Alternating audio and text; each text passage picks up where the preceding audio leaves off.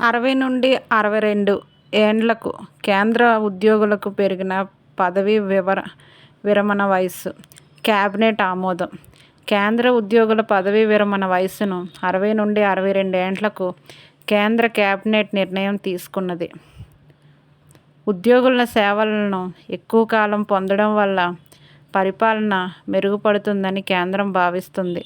వాస్తవానికి ఉన్న ఖాళీలను భర్తీ చేయకుండా మరోవైపు ఇప్పుడున్న ఉద్యోగుల పదవీ విరమణ వయస్సు పెంచడంపై నిరుద్యోగుల్లో సర్వత్రా ఆగ్రహం వ్యక్తమవుతుంది. ఈ ప్రతిపాదన చాలా కాలంగా కేంద్రం వద్ద పెండింగ్లో ఉన్నది. మహారాష్ట్ర, జార్ఖండ్ ఎన్నికలకు ముందుగా కేంద్ర కేబినెట్ సమావేశంలో ఆమోదం పొందడం గమనార్హం. ఈ నిర్ణయం ఏప్రిల్ 1, 2025 నుంచి అమల్లోకి వస్తుంది.